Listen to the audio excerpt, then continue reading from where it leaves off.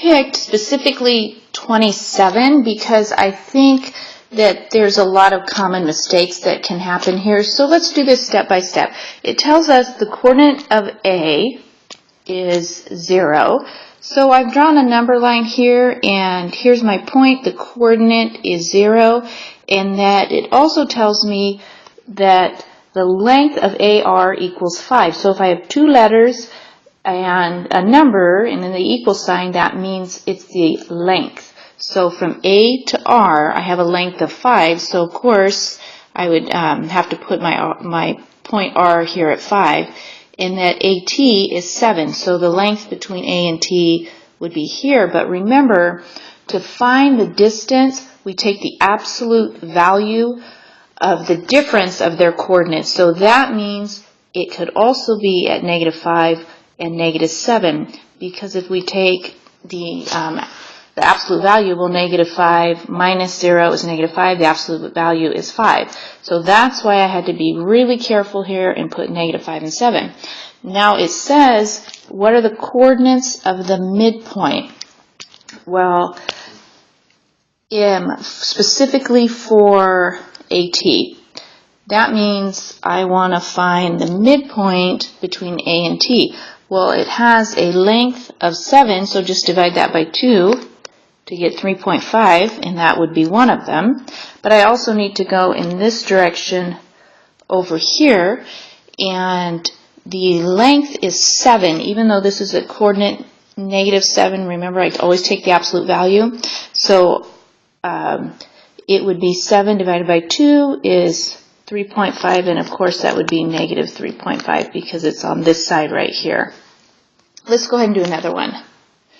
Now we're going to do 40, and I love this one because the mistake everybody makes is they don't read the directions.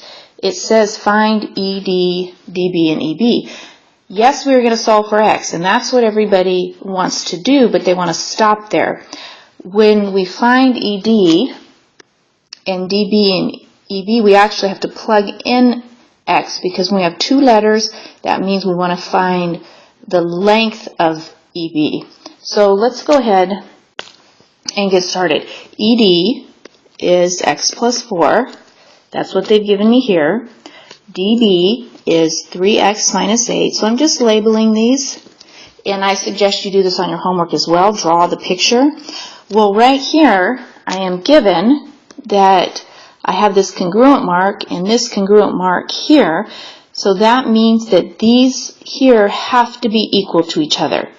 So that's what I'm going to do. I'm just going to make those two expressions equal to each other. X plus 4 equals 3X minus 8. Now I'm just going to do my basic algebra. Subtract X. I'm left with 2X minus 8. Add 8 to both sides. And then I'm left with 12 equals 2X. Divide by 2. My X equals 6. And this is where everyone makes the mistake. They just stop.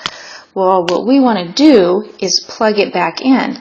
So here, if I just put a 6 instead of the X, I would have 10. So ED equals 10. And then I'm going to plug in 6 right here and just do some mental math. 3 times 6 is 18, minus 8 is 10. But you know what?